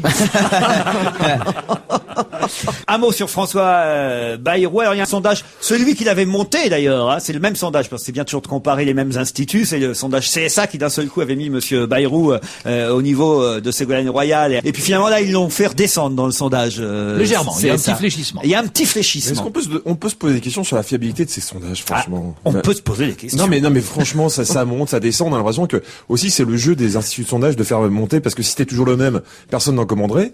Et là, il y a quand même des baisses et des hausses qui sont il y a quelqu'un qui dit que ça va beaucoup changer les sondages à partir de la semaine prochaine, une fois que on saura officiellement exactement qui sera candidat, le nombre de candidats, et que là les Français inconsciemment sont amenés à se positionner un peu plus de façon un peu plus décisive, parce que voilà, ils auront vraiment le choix entre des candidats déclarés. Ce sont d'ailleurs les instituts de sondage qui disent que ça va beaucoup changer. Ça sera une manière, comme disait Jean-Luc, d'en revendre encore quelques-uns. C'est vrai. Alors effectivement, monsieur Bayrou est allé en banlieue cette semaine. Alors ça, on ne sait pas si ça l'a fait monter ou descendre dans les sondages. En tout cas, ça s'est apparemment plutôt bien passé. Il n'a pas employé les mots racaille et Karcher. Il n'a pas frappé d'enfant, tout va bien. Voilà, parce qu'il avait quand même foutu une torgnole à... Ça lui avait fait plutôt du bien. Oui, mais là, il a giflé personne. Alors c'est peut-être ça, il a eu un coup de mou dans les sondages. Un coup de boule, évidemment. Alors, je l'ai évoqué tout à l'heure, la société Karcher a demandé justement, on en parle partout encore aujourd'hui dans les journaux, à ce que on ne cite plus leur nom, en tout cas que les hommes politiques n'utilisent plus leur marque. Ils se sont émus de cette mauvaise publicité que ça leur faisait. Mais ils ont tort. Ils ont tort, parce que la société Karcher, donc il s'est ému de la publicité qui était faite. Je trouve que la famille Karcher, c'est une famille Karcher, se fourre largement le doigt dans l'œil, parce qu'en fait, ils se rendent pas compte de la publicité merveilleuse et gratuite que ça leur est faite. Soyons sérieux 2 minutes. Est-ce qu'on peut raisonnablement penser que les ventes de Karcher vont baisser parce que Nicolas Sarkozy a cité la marque? Vous imaginez le dialogue absurde dans un magasin. Bonjour monsieur, vous désirez le client. Je voudrais voir ce que vous avez comme appareil jet d'eau sous pression, s'il vous plaît. Vous voulez sans doute dire un Karcher. Ah non, certainement pas un Karcher, je suis socialiste, moi, monsieur. Et il n'est pas question que j'utilise un appareil dont Nicolas Sarkozy a fait la publicité. Le problème, c'est qu'il n'existe pratiquement pas d'autres marques que Karcher, et que du coup, les militants socialistes vont devoir nettoyer leurs dalles de jardin à main nue. Tout cela n'est qu'une vaste imposture. En fait, la vraie histoire est la suivante. Sarkozy, pour sa maison de campagne, avait besoin de ce type d'appareil. Il va chez Castorama, constate que les prix sont assez élevés et décide plutôt de passer un accord avec la marque. Allô, la maison Karcher, Nicolas Sarkozy à l'appareil, dites-moi, si je cite votre marque, est-ce que vous pourriez me consentir un petit quelque chose sur l'achat d'un appareil? Pardon? En mettre un à ma disposition? Vous voulez dire gratuitement? Très bien, ça marche. Donc, il cite la marque et il a reçu un Karcher. Le fait est que la citation de Karcher par Nicolas Sarkozy constitue une publicité très efficace. Car le consommateur se dit, si cet appareil peut venir à bout des banlieues, je te dis pas comment ça va nettoyer ma terrasse.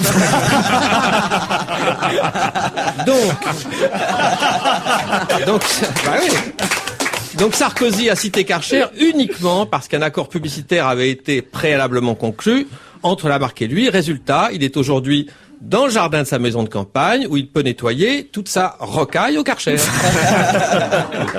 Mais il faut pas croire que le candidat UMP soit le seul à pratiquer ce genre de choses. Ah, c'est vrai. Transactions publicitaires, bien sûr. Il y en a d'autres qui sont sous contrat. Il faut savoir mieux écouter ce que disent les hommes et les femmes politiques pour comprendre tout ce qui se trame en coulisses. Vous voulez quelques exemples? Bien sûr. Oui. Bien sûr. Quelques exemples. À la demande générale. Donc, Ségolène Royal, par exemple, a dit: il faut développer notre commerce extérieur, comme d'ailleurs l'aurait fait Hermès, qui était, on le sait, le dieu grec du commerce. Résultat, un carré de soie, une ceinture et un sac à main offert par Hermès. Bravo, bien. José Bové a déclaré: pour moi, avoir les 500 signatures, c'est comme escalader le Mont Blanc à main nue. Résultat, stylo plume, stylo mine offert par la maison Mont-Blanc. Non, il a juste eu de la crème au chocolat. Bernard Maigret, qui est beaucoup moins ambitieux dans ses accords publicitaires, a simplement dit... Bruno Maigret, pardon, a dit c'est un B. J'ai mis B, alors j'ai mis n'importe quoi. J'aurais pu mettre Boniface Maigret, qui est moins ambitieux dans ses accords publicitaires, a simplement dit il faut renvoyer tous les bics chez eux. Une cinquantaine de divers stylos bics de toutes les couleurs, et évidemment de la marque Bic. Arlette Laguillet, en parlant de Jean-Marie Le Pen, et là c'est un petit peu plus finot. C'est ce qu'on appelle la publicité invisible dans notre merveilleux jargon. Elle parle de Jean-Marie Le Pen et elle dit: cet homme-là est particulier, à peine lui voit-on le bout du nez que les ennuis commencent. Et il faut bien écouter parce qu'on croit qu'elle dit à peine lui voit-on, elle dit Louis Vuitton. Si. Résultat, une ligne de sac de voyage offerte par la maison Vuitton. Jean-Marie Le Pen, justement, a déclaré: moi raciste, vous plaisantez, j'aime autant la blanche que la noire, la brune que la blonde, ou même que la rousse. Résultat, dictionnaire universel en 34 volumes offert par la rousse. Sarkozy, et là faut bien écouter aussi, a dit sincèrement: Madame Royal ne manque pas de peps si on a du goût pour ce genre de femme. Pepsi. Et comme ça, il a de... Alors Jacques Chirac a dit: mon rôle d'ex-président m'impose de rester attentif aux affaires de la France. Il l'a dit l'autre jour. Et là aussi, il faut bien écouter parce qu'on a l'impression qu'il dit mon rôle d'ex, et en fait, mon Rolex. Notre chronomètre. Oh non. Et enfin, François Bayrou, qui est revenu du salon de l'agriculture et qui a dit: j'ai aimé caresser les porcs et aussi leurs femelles, les Porsche. Maintenant, ils roulent en Porsche, évidemment. Avouez qu'ils sont forts, ces hommes politiques, mais le plus fort, c'est quand même moi. Car je viens de citer Vuitton, Montblanc, Bic, Larousse, Hermès, Rolex, Porsche et 9 fois Karcher, sans oublier Castorama. Je vous raconte pas les cadeaux qui m'attendent à la maison. Bravo, Patrice Lecomte.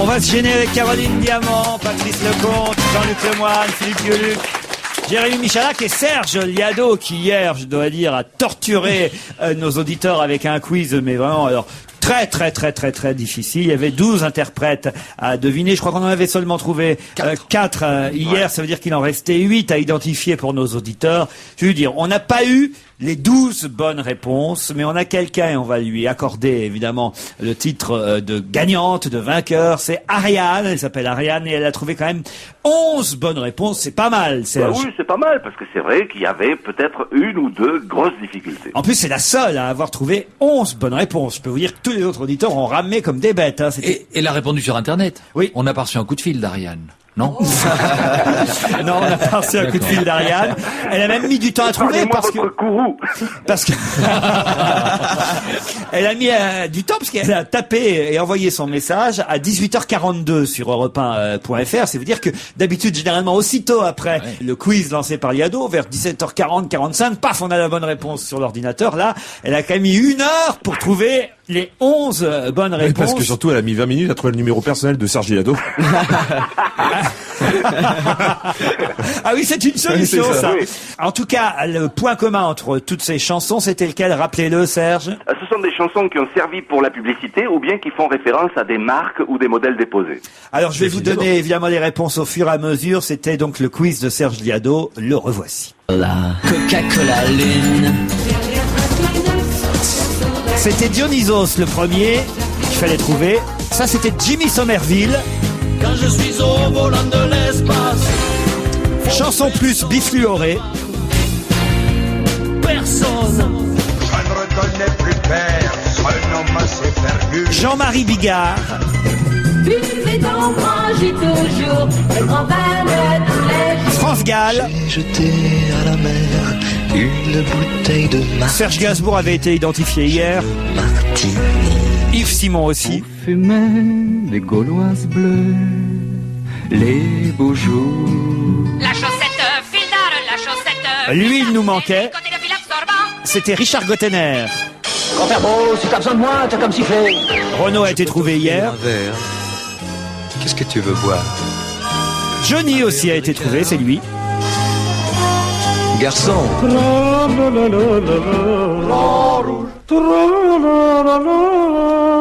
Jacques Martin. Oui, je faim, toi. J'ai faim de toi. Jean-Luc est la dernière, allez-y Jean-Luc. Sandy, effectivement c'était Sandy. Bravo, on peut applaudir Ariane, l'auditrice. Ah oui. En plus, je vais vous dire, elle a fait une erreur sur les 12. Elle était pas loin de la bonne réponse parce que hier, pour la chanson Comment te dire adieu, où on entend le mot Kleenex, hein, c'était la pub que vous évoquiez évidemment grâce à cette chanson. Hier, certains ont dit Françoise Hardy, alors qu'évidemment, c'était pas Françoise Hardy. Et une autre auditrice a confondu Boy George. Elle a pensé que c'était Boy George qui avait fait la reprise de cette chanson, et c'était Jimmy Somerville. Voilà la seule erreur qu'elle a pu commettre. Mais retrouver Johnny, Jacques Martin, Jean-Marie Bigard, chanson plus bifluorée, Sandy Stevens et les autres, franchement, fallait le faire. Alors bravo à Ariane. Faut dire qu'elle a de belles récompenses, Ariane, hein, parce que là, on n'a jamais eu un colis aussi important. Hein. Elle gagne, rappelons-le. Attention, mesdames et messieurs, sans augmentation du prix des consommations. Le livre de Christophe Alévêque, surtout n'oubliez pas d'avoir peur, aux éditions Panama. Le livre de Jérôme Bonaldi, La vie presque sans pétrole, aux éditions Plomb. Le DVD de la pièce de théâtre Si c'était à refaire, avec Isabelle Mergot et Pierre Palmade, qui vient de sortir. Le livre aussi de Christine O'Krent, Madame là, aux éditions Plomb. Ah, je connaissais pas les 100 blagues de Christine O'Krent. Le livre de Philippe Gueluc, Made in Belgium, chez Casterman. Rendez compte un peu. Des places, si jamais Ariane veut passer par Paris pour aller applaudir Jamais au cabaret sauvage. Le livre aussi de non pas de Gérard Miller, mais un livre que Gérard Miller conseille. On lui enverra Les lendemains qui déchantent être politique. Non, c'est juste, il y a juste Gérard Miller qui le conseille, mais elle doit aller l'acheter. Si elle veut, elle pourra aller applaudir Maman dans le 11e arrondissement au Passage des Étoiles. Et peut-être même elle pourra aller applaudir Jean-Luc Lemoyne. Oui, jusqu'au 31 mars, autant, je l'invite. Et là, 15% de remise sur l'achat d'un appareil Karcher. Non, Patrice Lecomte offre un très beau cadeau lui aussi. Alors Patrice, ça je ne connaissais pas, on vient de me le procurer, de me l'apporter, de me l'offrir. Et c'est une bande dessinée que vous avez signée vous-même. Que j'ai signée moi-même puisque je l'ai dessinée. Mais c'est à une époque, vous savez pas. Bien sûr, on toute sait. ma vie, j'ai fait de la bande dessinée au journal Pilote. Et un éditeur extrêmement finaud, Michel Lagarde, a eu la bonne idée de ressortir ces quelques vieilleries dépoussiérées 30 ans plus tard. Et donc, c'est le Gazul Club qui sort demain dans toutes les bonnes librairies. Voilà, signé Patrice Lecomte. Pour le dessin, comme pour le texte. Le texte, bien sûr, oui. Et moi je vais pas dire quand j'étais petit, mais quand j'étais plus jeune. Non, mais à l'époque, je lisais Patrice Lecomte dans Pilote, et lorsqu'il a commencé à faire du cinéma, on s'est tous demandé si c'était le même, si c'était un homonyme. Et puis maintenant, alors, on voit que le génie habite les deux. J'ai rencontré le truc qui me perfore le plus le cœur, c'est quand je rencontre encore aujourd'hui des gens qui me disent on aimait bien quand vous faisiez de la bande dessinée. Il y a une préface de Gottlieb, c'est chez Michel Lagarde, édition Gazul Club, signé Patrice Lecomte. Et ça sort demain. Et ça sort demain. Serge Liado, elle a de la chance, notre auditrice Ariane, quand même. Oui. Hein. On est compte tout ce qu'elle gagne. Et vous nous faites gagner une petite chanson flash? Dans les sondages, Bayrou avance et recule. En 15 jours, 7 points de plus, 3 points de moins. Alors que Le Pen le compare à une bulle. Mon baromètre à moi s'appelle Gilles de Robien. À moins de 10%, il en dit pique-pendre. À 15%, il lui reste quelques griefs. À 20%, il essaye encore de comprendre. À 24, il se rappelle qu'il est plus DF. Mais quand Bayrou redescend, Robien n'est pas triste, car à l'UMP, il a aussi des copains. Et c'est à ça qu'on reconnaît un bon centriste. Quand vient l'heure de la soupe, il n'est jamais bien loin. C'est joli, bravo Serge, on se retrouve demain à la même heure. On va se gêner, on va se gêner sur Europe 1. C'est avec Laurent Ruquier.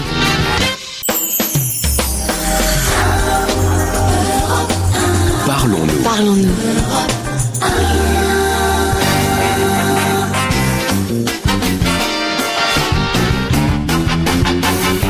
On va se gêner jusqu'à 18h avec Patrice Lecomte, Philippe Gueluc, Jean-Luc Lemoyne. Jean-Luc Lemoyne qui est fébrile, hein, Caroline et Jérémy, parce que ce soir-là, à 22h, est-ce que le PSG va... Il faudrait mieux pas qu'il se qualifie, finalement, Je vais vous dire, je ne peux avoir qu'une bonne surprise, puisque j'attends plus rien. Parce que s'il se qualifie, c'est bien, parce que c'est quand même le dernier club français qualifié en Coupe d'Europe. Mais en même temps, s'il se qualifie, c'est mal, parce qu'ils vont être fatigués pour jouer les matchs en championnat, et comme ils sont avant-derniers... De toute façon, même s'ils ne le jouent pas, ils sont fatigués. Donc, de toute façon, vaut mieux qu'ils le jouent à fond. Et puis, on avisera après, parce qu'ils avaient fait ce calcul-là en Coupe de France contre Sochaux, ça leur a pas réussi du tout. Donc, c'est vrai. Ça va faire 4 ans que je fais cette émission, et j'ai l'impression que ça fait 4 ans qu'on se fout de ta gueule avec le PSG, honnêtement. On se fout surtout de la gueule du PSG. Non, mais est-ce que ça fait 4 ans que ça va mal, en fait? Non, ça fait 12 ans. Ah tiens, un mot, parce que hier on a entendu cette info sur Europe et Serge Liado en avait fait d'ailleurs sa chanson Flash, mais j'aimerais revenir là-dessus parce que c'est quand même une histoire incroyable. Libé fait un papier sur cette fameuse rue Abbé Pierre que refusent les habitants d'une ville du Médoc. Il faut savoir qu'ils habitent dans une petite ville de l'Espare, au cœur du Médoc, c'est en Gironde donc. Leur lotissement pour l'instant n'avait pas vraiment de nom, ça s'appelait le domaine de la Corderie. Bon voilà, il y a une rue dans le domaine de la Corderie et le maire, lui, a décidé que cette rue, on l'allait appeler la rue Abbé Pierre en hommage à l'abbé. Et puis il y a des retraités qui viennent d'acheter leur maison, qui ont exprimé leur mécontentement et qui pensent qu'il ne faut pas que le domaine de la Corderie ait une rue Abbé Pierre parce qu'ils habitent eux dans la rue qui pourrait s'appeler rue Abbé Pierre et ils disent on va revendre nos maisons moins chères si on doit revendre cette maison parce que elle va perdre de la valeur. On doit donner le nom Abbé Pierre à des rues ou à des quartiers qui sont des quartiers, on va dire, défavorisés, mais pas au domaine de la Corderie, merde. Voilà. Ouais, mais enfin, là, il pousse un petit peu. Est-ce qu'on dit que les pharmacies qui sont dans le Médoc, elles sont meilleures parce qu'ils en vendent? Non. Ils ont expliqué ce couple de regrettés en prenant des précautions, malgré toute l'estime que nous avons pour l'Abbé Pierre et la noblesse de son action. Ce nom devrait être réservé aux catégories qui en ont besoin. Or, notre lotissement ne compte pas de cas sociaux. C'est pour que les maisons des pauvres. Je trouve ça dégueulasse. Écoutez, mais c'est débile. Mais pourquoi ils mettent pas ça? Bon, ils l'appelleraient rue de l'Abbé Pierre. En dessous, ils mettent un panneau interdit aux pauvres. Non, mais rue de... Attends, c'est pas la Corderie, c'est la cité des abrutis. Non, mais en plus, ce qui est bien, c'est... Attendez, on rend hommage à quelqu'un des quand propos on donne pareils, son nom. c'est bon, ils ont un cas social. C'est la personne qui a dit ça. Le maire, lui, dit que l'affaire est indigne. C'est une réaction lamentable, dit monsieur le maire. Il s'estime vivre dans une résidence de luxe et considère que l'Abbé Pierre, c'est pour les bidonvilles. Quoi qu'il en soit, dit-il, la décision a été votée et je n'en démordrai pas. L'allée sera baptisée comme prévu, allée ou rue Abbé Pierre, ou alors je leur propose, s'ils préfèrent, la rue Pinochet, dit le maire. Très bien. Non, mais c'est vrai, il a raison. Bravo, monsieur le maire. Bravo. Non, mais où allons-nous? Alors quoi, les pauvres pourraient habiter que des rues de noms de pauvres. Et les riches que des... Est-ce que par exemple, mais c'est vrai aussi que si vous envoyez un courrier, par exemple, à l'UMP, rue Che Guevara, ça fait bizarre. Est-ce qu'il y a une rue Marie-Antoinette? Ça n'existe pas, ça. Hein, non, elle est coupée pour le moment. Au bout, ouais. C'était pour assurer l'enchaînement avec le DVD de la semaine, puisque j'ai demandé à Jérémy, à Philippe et aussi à Caroline de regarder pour nous ce nouveau DVD qui vient de sortir, le DVD Marie-Antoinette, réalisé par Sofia Coppola. Un film dont on a beaucoup parlé à sa sortie, qui a moins marché, je crois, que ce qui était prévu. Il faut dire que c'était une Marie-Antoinette relookée. Moi, j'ai pas encore vu le DVD. Je commence par vous, Jérémy. Alors, est-ce que ça vaut le coup d'acheter ce coffret royal? Parce qu'il y a un coffret... Ah bah alors là, si vous commencez ça parlait du coffret. Oui, le coffret, ça vaut le coup. D'autant plus qu'à l'intérieur, il y a quand même l'éventail Marie-Antoinette qui est disponible. Vous pouvez avoir ça avec l'éventail dans le coffret. Le vrai, ouais, authentique, l'éventail d'époque. Il lui servait plus beaucoup pour la fin, mais bon, bref. Non, le film en lui-même, non, moi j'ai beaucoup aimé en tout cas. Je trouvais ça vachement bien, l'idée d'avoir une Marie-Antoinette un peu punk comme ça. Enfin, elle est bien allumée, dans l'esprit de Sofia Coppola. C'est-à-dire que c'est Kirsten Dunst qui joue, hein. Ouais, qui est dangereusement excitante d'ailleurs dans le film. Ah oui. Elle vous fait perdre la tête. Ouais, un petit peu. Ouais. c'est un peu Paris Hilton à Versailles, quoi. Elle est belle, elle est riche, elle est célèbre. On l'aime autant qu'on la déteste. Elle a un petit chien moche comme Paris Hilton. Elle fait la teuf jusqu'à pas d'heure, jusqu'à l'aube. Elle rentre complètement déchirée. Il y a ses copines qui sniffent de la poudre à côté. Enfin, c'est assez barré comme version de Marie-Antoinette, mais c'est plutôt intéressant. Moi, j'ai beaucoup aimé. C'est smart et décadent. Voilà, comme film. C'est exactement smart ça. Et décadent. C'est smart et décadent. Ça, c'est une belle critique. Ouais. Mais ça ressemble à ça. Alors, il y a un truc très drôle à l'intérieur. Apparemment, les magazines de mode avaient déjà repéré ça quand le film était sorti au cinéma. Mais il y a une séquence dans laquelle elle fait du shopping. Elle fait du shopping. Et effectivement, il y a une paire de Converse qui est dans un plan. Philippe. Je suis d'accord avec tout ce que Jérémy a dit, mais ma conclusion, c'est que j'aime pas trop. C'est-à-dire que tout ce qui dit que c'est bien, moi j'ai trouvé que c'est pas bien. La musique, je trouve ça chiant. Moi déjà, ça m'énerve des films qui se passent à la cour de France avec des gens qui parlent anglais.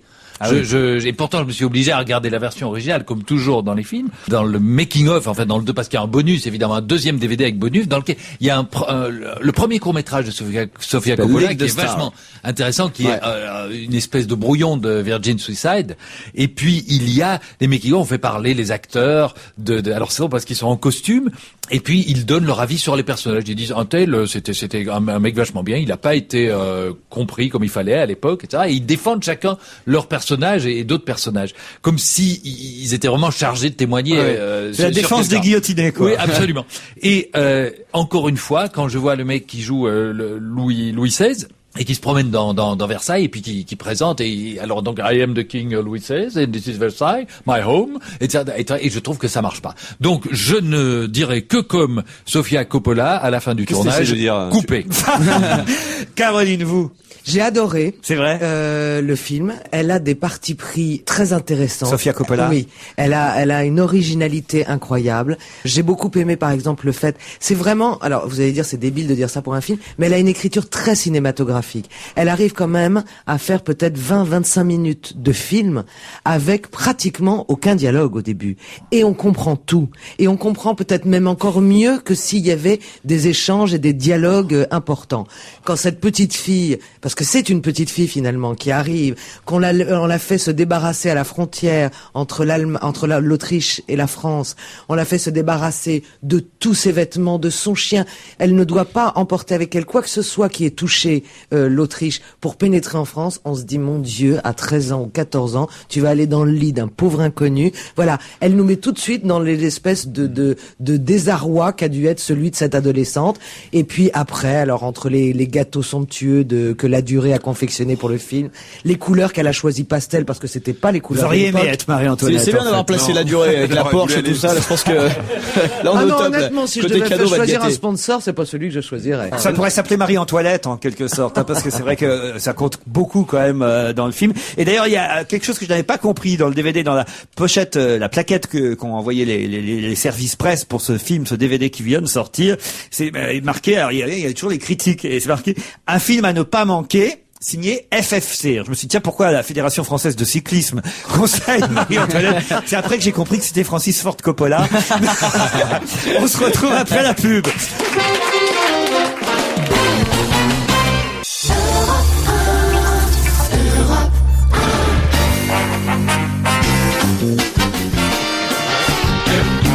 Patrice Lecomte, Caroline Diamant. Philippe Gueluc, Jean-Luc Lemoyne, Jérémy Michel, Paul Vermus au téléphone. Bonjour Paul. Salut tout le monde. Salut Laurent. Dites-nous salut de manière un peu plus enthousiaste, Paul, quand même. Salut mon cher Laurent. Mais commencez pas à m'énerver. J'ai pas encore commencé. Dis Paul, et nous on pue le gaz? Alors vous ça va. Vous savez que j'ai suffisamment de griefs contre vous. Alors si je vous donnais un conseil, gardez le silence avec moi, ça vaudra mieux. D'accord. Mais qu'est-ce qui t'arrive, bébé? Excusez-moi, je vais aller me laver les mains. Voilà, c'est ce que vous avez de mieux à faire. Je vais t'aider. Parlez-moi d'abord de Salma Hayek et François. C'est pas François d'ailleurs, hein, c'est François-Henri Pinault. C'est François-Henri Pinault. Et de leur mariage. Alors ça c'est formidable, c'est la plus belle histoire de l'année. François-Henri Pinault, c'est le fils de François Pinault, il a pris la succession de son père l'année dernière, en 2005, pardon. Il a 44 ans, il est plutôt grand, il est plutôt beau, et pour vous faire une idée, il est quand même le patron de la Redoute, du Printemps, de Gucci, de d'Yves Saint Laurent, de la Fnac, de Conforama, de Christie's. Vous pouvez même pas savoir ce qu'il est riche. C'est une des plus grosses fortunes de France. Mais elle ne le savait pas. Écoutez, elle est très déçue. Je vais prendre sa défense. Selma Hayek, c'est une petite comédienne qui a joué dans les séries télé au Mexique, ce qu'on appelle les telenovelas. Et puis elle est devenue une petite starlette avec une série qui s'appelait Thérèse. Mais comme elle était ambitieuse, elle s'est dit, je reste pas au Mexique, je pars pour Hollywood.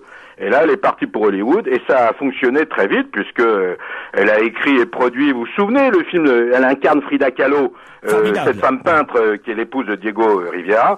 Alors ne me dites pas que c'est une rencontre intéressée, je pense pas. Surtout qu'elle vient de produire des gros succès américains, c'est pas le Ugly Betty cette année à la télé américaine. Bravo. Il le savait pas. Je le savais, mais j'ai pas voulu vous le dire pour pas encombrer l'antenne. Oh là là là là, parce que vous êtes énervant par moment. La rencontre, elle a eu lieu l'année dernière. Oui. L'année dernière. Pas la Diogracie, ça on sait. Oui, mais attendez, j'ai encore rien dit. Alors n'essayez pas de faire le malin et de dire tout ce que j'avais à dire. Hein. Pour l'inauguration de la collection Pinault. Voilà, mais ce qui est intéressant, c'est que maintenant on parle de fiançailles, on parle même de mariage. Et que pour les fiançailles, elle aura un cadeau, et ça vous ne le savez pas, donc vous pouvez pas le dire. Allez. Elle devrait avoir une œuvre originale de Frida Kahlo que va lui offrir Henri François. Hein, c'est pas mal, hein. Ah oui, ça c'est pas mal. Alors faut savoir que c'est con qu'elle ait pas joué Picasso. Écoutez, moi qui connais un peu la peinture, je vous assure que ce sont des œuvres qui coûtent très cher et qui sont très belles. Je sais. Vous savez ça. Ah, ouais. Parlez-moi du retour d'Henri Salvador, puisqu'à 90 ans, il va remonter sur scène alors qu'il avait dit que c'était fini. Mais oui, il fait un disque qui s'appelle Révérence. En fait, il attirait sa révérence et puis alors il disait, je suis trop vieux. Mon docteur m'a dit faire attention, et puis il avait pas envie de mourir sur scène comme Molière. Tout ça, c'est du pipeau, c'est des adieux à la Joséphine Baker. C'est des adieux à la... Qui chante là? Ah pardon Paul. Oui, vous êtes en train de chanter alors que je parle. Oui, mais il fait bien Dalida, excusez-moi. Ouais, bon, enfin ça se fait pas, c'est pas convenable. C'est vrai. Ah ouais, vous regardez un petit peu. Oui. Allez-y Paul. Alors oui, alors donc Henri Salvador avait dit, il avait fait ses adieux. Des paroles. Ah, vous allez nous le fâcher, le... Alors bon, écoutez, on peut y aller ou pas? Bien sûr. Ah, bien sûr. Bon, alors il avait dit... Toujours des mots. Vous commencez à devenir extrêmement... mais chantez du Salvador au lieu de chanter du Dalida. C'est vrai ça. Alors soyez raisonnable. Alors bon, c'est arrivé sans se presser. Avec ses scoops frelatés. Bon, alors qui a parlé de scoop frelaté? C'est Jean-Luc Lemoyne. Franchement, Philippe, t'exagères. Philippe, t'es lourd. Qui a dit ça? C'est le Michalak, Lignard? Oui, c'est Jérémy, Pourquoi c'est moi tout de suite? Il y a un bouc émissaire. Gueuluc Lemoine. Bon, alors, normalement, il devait faire ses adieux comme Joséphine Baker, Henri J'aimerais Salvador. t'en voir, Paul Vermuse. J'avais des merveilleuses informations qui devraient vous plaire. Allez, alors Alice. Alors bon, je vais vous dire quand même. Le 18 juillet, il aura 90 ans, il chantera au Sporting de Monaco. Et puis, il vient d'annoncer très officiellement que... Une chanson douce que mais vous êtes pas possible, hein. maman. En suçant son pouce. Ah ça tu connais ça. Hein. Alors, qu'est-ce qu'il vient d'annoncer? Alors donc, le 18 juillet, pour ses 90 ans, il chante au Sporting de Monaco. Et ensuite, le 26 octobre, il avait envie de découvrir la salle Pleyel avant de faire de nouveaux adieux. Donc il sera salle Pleyel. Et le 21 décembre, ses véritables adieux au Palais des Congrès, là où devant, il y a 4000 spectateurs. Ouais. Faut rigoler. Oh là là là là, mais qu'est-ce que vous avez bu aujourd'hui? On a bu du vermus traminaire. Donc comment vous expliquez finalement qu'à 90 ans il décide de remonter sur scène? Parce qu'il s'ennuie dans son appartement. Et surtout parce que le travail c'est la santé. Rien fait, c'est la conserver. Les prisonniers du boulot font pas de vieux os. Tu t'es pas pendu, Paul. Écoutez, je vous laisse. Écoutez, j'ai suffisamment de considération pour moi.